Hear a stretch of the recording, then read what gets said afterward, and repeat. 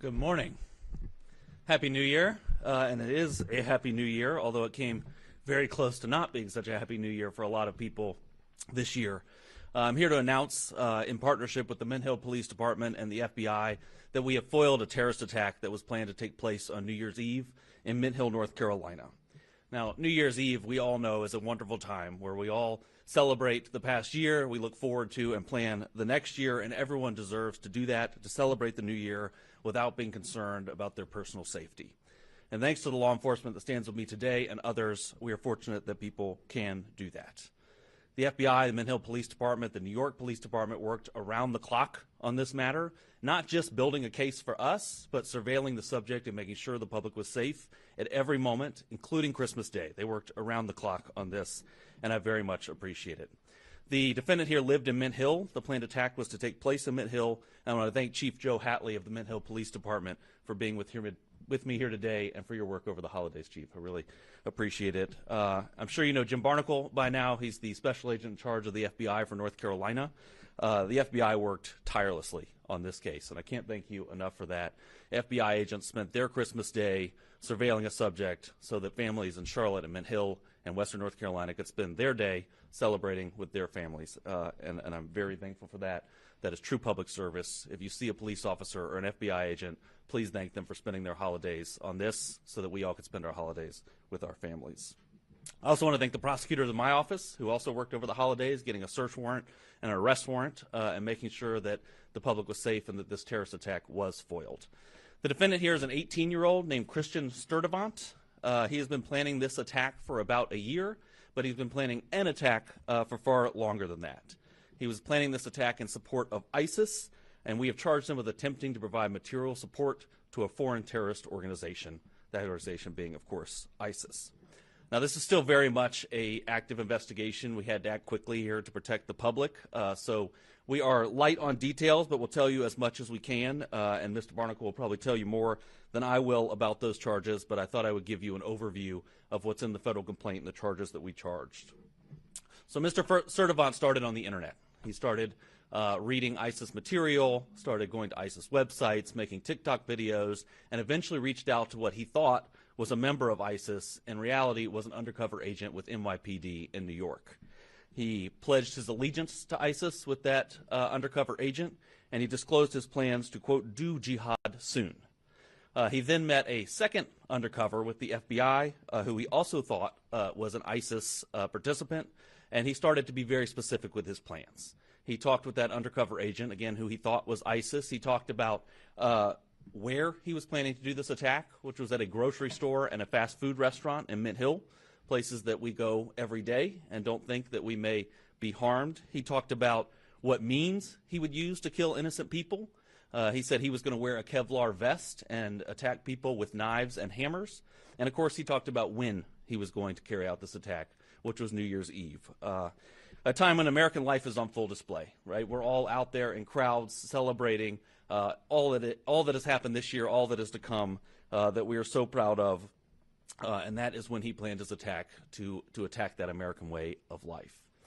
The FBI executed a search warrant at his home, and they found the instrumentalities of the attack. They found hammers and knives hidden under his bed. They found notes where he planned his attack and detailed his attack and plans for how he was going to carry out this attack.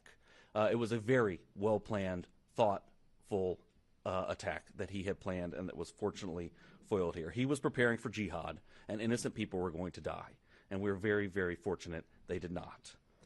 But the fact that along the way, in this extensive planning of this attack, he encountered not one, but two undercover officers should make the public feel very, very good and very safe. Because law enforcement is out there every day, and we know they have a lot to do.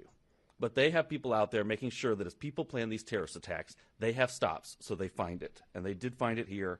And on Christmas, while we were all opening presents, they were sitting in a driveway making sure that the public was safe. And we're very, very appreciative of that. Mr. Sturdivant was arrested on New Year's Eve, the day he planned his attack. Of course, it did not become public today. It has been under seal until today.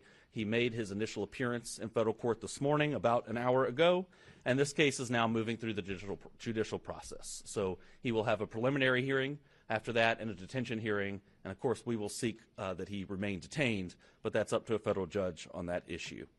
He faces a statutory maximum sentence of 20 years, but as I always tell you, every individual defendant gets a sentencing hearing where a judge takes into account a host of factors under the United States sentencing guidelines. They look at that individual defendant. The judge, he or she, looks at that individual defendant and makes a decision on sentencing, so we don't know what the ultimate sentence will be here.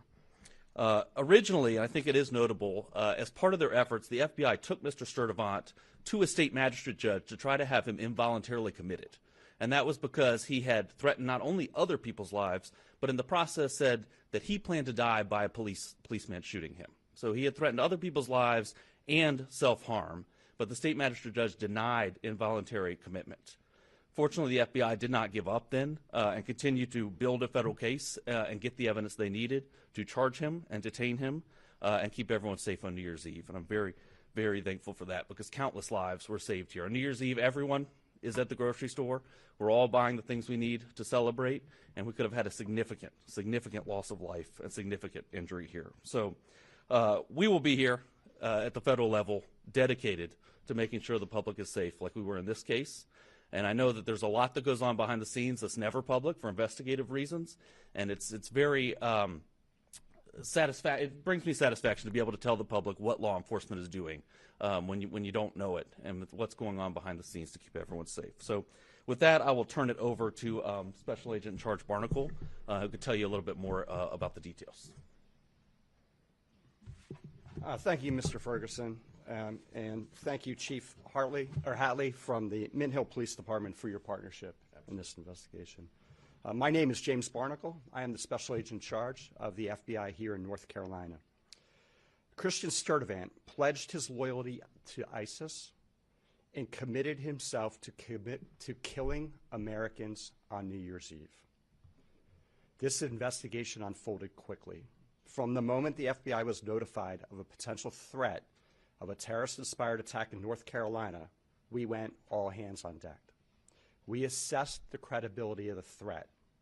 The investigation lasted about 2 weeks, included numerous investigative techniques, partnerships with law enforcement agencies, and cooperation from the American public. This Christmas, the FBI and our partners worked to protect the American people. We did not let up until Sturtevant was safely in handcuffs. FBI special agents arrested him on December 31st as he was being released from a local medical facility. On Monday night, as Russ just said, the FBI's evidence response team conducted a search, an authorized search, at his home and on his cellular phone. What we found was a manifesto, which the federal complaint alleges contained detailed plans to execute a massacre on New Year's Eve as people shop, for the holidays. Without the swift action of the FBI Joint Terrorism Task Force, New York City Police Department, the Mint Hill Police Department, and our partners at the United States Attorney's Office for the Western District of North Carolina, we could be announcing a national tragedy. Instead, a terrorist attack was thwarted. Give a little background on Sturtevant. He's a U.S. citizen. He turned 18 in December of 2025. The JTTF collected evidence showing he turned his back on his country and his fellow citizens by pledging allegiance to ISIS with the intent of becoming a martyr. We allege Sturtevant was willing to sacrifice himself by committing a terrorist attack using knives and a hammer to support the murder, torture, and extreme violence that ISIS represents. We didn't just learn about him a few weeks ago. Sturtevant first came to the FBI's radar in January of 2022 when he was still a juvenile. He was in contact via social media with an unidentified ISIS member overseas. Sturtevant received direction from this unidentified ISIS member to dress in all black, knock on people's doors, and attack them with a hammer. In fact, Sturtevant did dress in all black. He left his house with a hammer, and fortunately, his family stepped in. Sturtevant, no charges were filed at that time. He was referred for psychological care, and he underwent psychological care, of which I don't know the details. The FBI was told he no longer had access to social media. On December 18th, a week prior to Christmas, the Charlotte field office learned it wasn't true, that he was now back on social media. After several FBI offices around this country and the New York Police Department alerted the Charlotte JTTF of a TikTok account username, Abu Bakr al-Amerki, who made multiple posts in support of ISIS. Sturdivant was identified as the account holder. And with federal search warrants, the FBI obtained his previous posts to assess the extent of threats to the homeland. But according to the complaint, on or about December 12th, Sturdivant began communicating with an individual on multiple social media platforms. Unbeknownst to Sturdivant, he was talking to a government online covert employee. Within just a few days, Sturdivant direct messaged the online covert employee with a picture of 2 hammers and a knife. The message was significant since in recent years, an ISIS propaganda magazine promoted the use of knives to conduct terrorist attacks in Western countries. The same ISIS magazine which suggested using vehicles to ram crowds, like the terrorist attack last year on New Year's Day on Bourbon Street. The conversations between the undercover employee and Sturdivant escalated further. Sturdivant allegedly sent a voice recording pledging Bayat, a loyalty oath to ISIS. And on December 20th, the direct messaging allegedly showed Sturdivant asking for help getting firearms, specifically weapons, guns, to carry out the terrorist attack at a food market here in Charlotte area. Thankfully, that did not occur. This investigation was conducted by several FBI field offices, the FBI Joint Terrorism Task Force, which includes the following members: the Charlotte Mecklenburg Police Department, the Matthews Police Department, the Monroe Police Department, the Bureau of Alcohol, Tobacco, Firearms, and Explosives, the United States Customs and Border Protection, the Federal Air Marshal Service, Homeland Security Investigations, Internal Revenue Service, IRS-CI, the United States Postal Inspection Service, U.S. Citizenship and Immigration Services.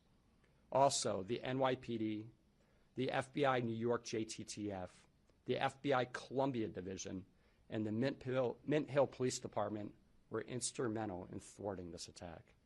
And of course, alongside our partners at the U.S. Attorney's Office in the Western District of North Carolina, and the Department of Justice. This investigation highlights the very real threat posed by people who self-radicalize online and are inspired by jihadist ideologies espoused by foreign terrorist organizations. They seek to attack soft targets with easily accessible weapons and with little to no warning. To further complicate this threat, we have seen that most successful attackers radicalize in a time span of between 1 and 4 years, and they typically mobilize to act in less than 3 months. The FBI continues to work tirelessly to combat the threats of terrorism for the American people every day. But our partnerships are not limited to just law enforcement agencies.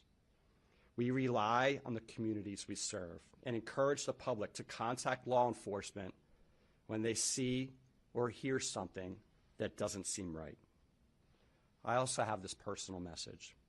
If your child, relative, friend, or neighbor is sliding into a dangerous ideology, you'll be the first to see it.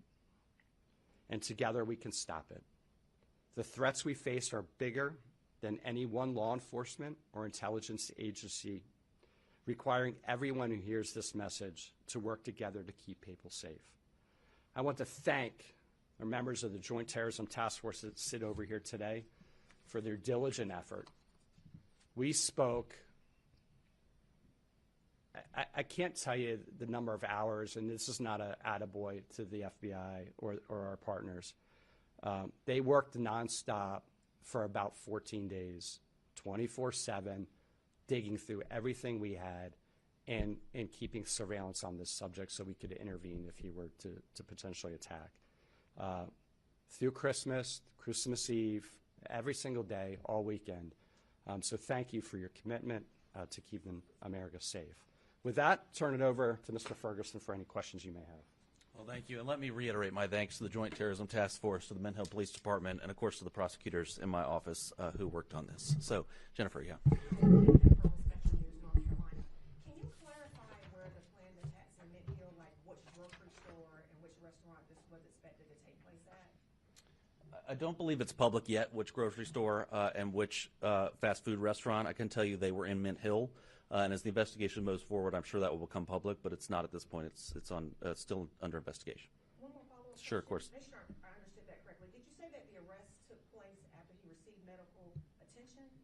Did I hear that correctly? No. So the FBI went to a state magistrate judge to try to get him involuntarily committed for medical attention, and it was denied by the state magistrate. Thank you. Whether he got medical attention after that, I don't know. Yes. Jim. I was wondering, why did the judge, magistrate, deny? And we were not involved in the state court hearing. Obviously, we deal in federal court here. From what I understand, it was a very short hearing, and I don't know of any reasoning given. Yeah, that was Monday night. Late Monday night. In Mint Hill or Mecklenburg County? In Charlotte or? Mecklenburg County. Correct. Hunter, yeah. Hunter with Channel 9. Following up on that, Burger King is listed in the actual document with a grocery store nearby. The only grocery store nearby is Harris Teeter. Is that confirming it? So the subject worked at Burger King. There, I believe, are a number of grocery stores within the vicinity, and we're not quite there on the exact plan of his attack, but you're on the right path. Okay, and was this a lone wolf attack, or was there any connection to any other plots that have been foiled across the country here recently? Yeah, that's a great question, and this subject was working alone, we believe, at this stage in the investigation, but what's interesting about that is he didn't think he was working alone. He had contacted two different members that he thought were ISIS and working with him, obtaining firearms for him. They happened to be undercover agents, so he was working alone, but it wasn't his intention to work alone. So, yeah, Katie. Russ Katie with WBTV. You mentioned the grandfather had tried to prevent an attack before. Were they aware of his recent posts on social media? Did they know anything about his recent planned attacks at all from their investigation? I don't have any indication the grandparents were aware of the social media posts. What we do know is that the grandfather secured the knives in the home, secured the hammers, tried to make sure that Mr. Sturdivant did not have them, and yet when we executed the search warrant, they were found under his bed. So, thank you. Jen. Jen Cordell from Queen City News. Just wondering if the grandparents are going to be facing anything, or if they're cooperating with you on this.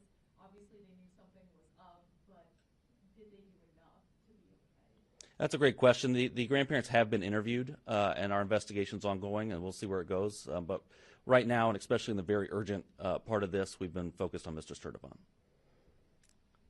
Hunter, yeah.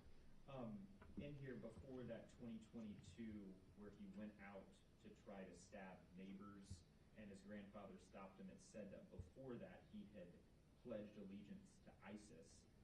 Is there any reason why he wasn't charged? I know he was psychologically examined, but why didn't he face any charges? Yes, it's a great question. That was, and I'll let you weigh in on this too. I'll note that he was a juvenile at that time. He was 14, and I do think we're very fortunate he was 18 now, because it makes it a whole lot easier to bring charges. I think you had something to add. No, I think that covers it. Okay. Thank you. Yeah, Diane. Sorry, just following up on that too. Was that something known at the time in 2022 that he was trying to stab or kill a neighbor, or was that determined at a later investigation? No. The FBI opened an investigation into Mr. Sturdivant in January of 2022. And we conducted a logical investigation. The case agents actually are sitting here today. And these same case agents picked up the investigation a couple weeks ago. Are you all considering any other charges as well? We're always considering additional charges. And so in this case in particular, because this is a very early and an ongoing investigation, we are certainly investigating and looking at other charges, whether that's a firearm charge or some other charge. Right now, we feel confident we have this charge, which is attempted material support of ISIS, but we'll see how the investigation unfolds from here. Thank you. Yeah, definitely. Hunter. I have a question for Chief. Of course. If you would. Certainly. I mean, we see this in parts of our country, but you never think it's your own city. This is Mint Hill that is now a thwarted ISIS terrorist attack. What are your thoughts on all of this? Truly, I believe that's everyone's famous last words. It's never going to happen here. It will never, that can't be my neighbor. It can happen anywhere. Yeah, Diane. I know that he spoke with two undercover agents. Did he actually ever have any interactions, do we know of, with actual members of ISIS or terrorists or anything like that? He was a prolific poster in social media, and he also went into various social media chat rooms and engaged with other people. We are leaving no stone unturned here. Our investigation is not over at all. We are looking to find out if there are any associates, if there are any friends, if there are any people he were working with, whether it's domestically here in the United States or overseas. We have ruled out additional threats from him in the United States. We are communicating with domestic and international partners for potential other avenues of investigation. Russ, Katie, Yeah, Kate. again, we just saw that thwarted attack in Seattle as well. Should we be concerned about this becoming a persistent problem in the Western District of North Carolina? I sure hope not. I mean, I think that we should feel comfort that the FBI was there and that this defendant not only encountered one undercover agent, but encountered two, one with NYPD and one with the FBI, which I think shows you what's going on behind the scenes to protect the public. Of course, everyone should be vigilant. We all know the adage, if you see something, say something, which seems kind of ridiculous at this point, but it remains true. It's little things that sometimes bring these things to the attention of law enforcement, so I hope people will do that. And like Mr. Barnacle said, in situations like this, it's really family. It's family, and monitoring, especially your children's online presence, where this defendant was on TikTok in chat rooms communicating with people. So remain vigilant, but I think go to sleep feeling safe at night because law enforcement is there doing their job. And just one more follow-up question. Historically, we have seen this targeting New Year's Eve events like we saw on Bourbon Street. We just finished the Truist Field celebrations. Do we know why he was targeting the grocery store chain at all, or is that not public yet? We don't know why. I can tell you from my view, New Year's Eve is where the American way of life is on full display. We're celebrating how wonderful it is to be here and all that this country has given us. And I think for a terrorist, that is a ripe opportunity to attack that way of life. Yeah, we do have some intelligence that he was looking at a grocery store because there would be a lot of people there. He knew there would be a lot of people there grocery shopping, which is why we said that in our remarks. He was looking for a high-profile place. There's a couple grocery stores in Mint Hill. He wasn't set on just one. He was looking at multiple, whichever one had the most people in it. Yeah. Hey, Anna. So you mentioned that he was arrested on New Year's Eve, correct? Correct. What was the, I guess, setup for, because, I mean, if the attack was planning to happen on New Year's Eve and he was arrested, then what was the setup there to prevent that? So we had multiple plans in place to make sure he was not a free man on New Year's Eve and could not cause public harm. And so that included the seeking an involuntary hold for mental health purposes, which was denied. Ultimately, the arrest was made on New Year's Eve to make sure that he was safely behind bars on New Year's Eve. We did that by getting a criminal complaint from a magistrate judge late in the evening, a federal magistrate judge, and that's why it set up this process where that was under seal until today. He had his initial appearance. He will still get a preliminary hearing where he could put on evidence to say there was probable cause or not to detain him, and a detention hearing where a judge will decide if he should be detained pre-trial. So did you believe that the attack was hours or days away? Was there any anticipation there? So we were concerned the attack could happen at any time, and I can tell you the FBI had 24/7 surveillance on this subject, all hours of night, Christmas Day, Christmas Eve, time away from their families to make sure that the public was safe, and they were authorized to make an arrest if they needed to. If he were, if he were to leave the house with guns or knives or hammers, they were going to make a probable cause arrest. So at no point was the public in harm's way here. Yeah, Jen. To clarify, it was just the grandfather he stayed with at the residence? No, there were other family members at the residence as well. There was a grandmother and I think some siblings and some other family there. I also note that his grandfather is a Christian minister in Charlotte. Is there any reason to believe that his family members were also in I could tell you from his notes he was targeting Jews, Christians, and LGBTQ individuals, and so you can infer from that that his family was in harm's way. I think that's a safe assumption, but it is an assumption. So yeah, Hunter. Special Agent Barnacle, I know you have been investigating, your office have been investigating him since 2022, but with this recent incident here, or thwarted attack, was it that undercover NYPD officer that really blew all of this up for this latest case and put him back on y'all's radar? Yeah, so let me clarify. When we opened the case in January 2022, we conducted a logical investigation. Once he was seeking mental health services and he was no longer on social media, we closed our investigation. So he was off of our radar. In December, we had contact from FBI field offices, two different offices, well, three FBI field offices, as well as the NYPD undercover. Kind of simultaneous. I'm not sure which came in first, but certainly the NYPD undercover had the most information, the most facts. I think one of our FBI offices came in first. We got that information. We started working it. We opened an investigation. But once we started talking to NYPD and the New York JTTF, we went full steam ahead. And this is a very compressed timeline. I want to say the FBI Washington field office reached out to us at night, and then the following morning we had that call with NYPD. Can you just speak to what you can, how difficult this is to pull this off and thwart an attack like this? Well, the FBI deals with threats every single day. Here in North Carolina, we get hundreds of viable or credible threats to life. And so our agents are really good at mitigating those threats, figuring out if they're credible and if the subject is capable of carrying out that threat. And so we go out and we do an investigation, a logical investigation. We often work with local police departments, and we go out and interview the person that posted different things. This one was different because this one was not only credible, but investigation revealed that the subject was capable of executing this attack. He was training. He was doing push-ups, calisthenics, fitness. He had stolen both of those knives. He hid them in his residence. His family had actively hid knives and weapons from him. He hid them.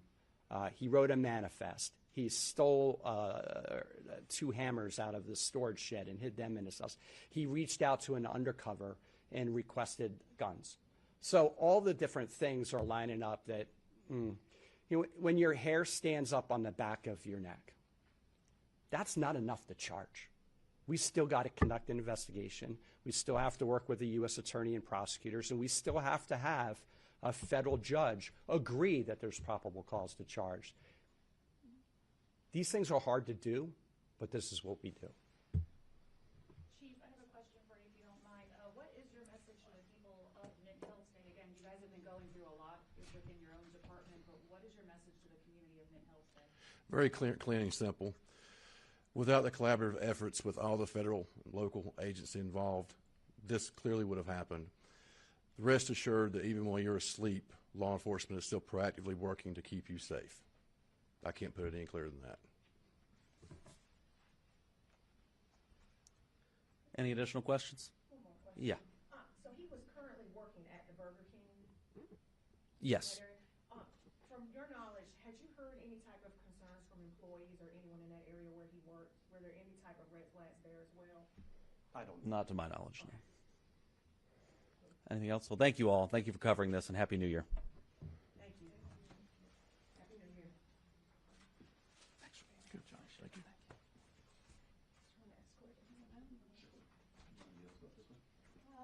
Whichever way. Okay.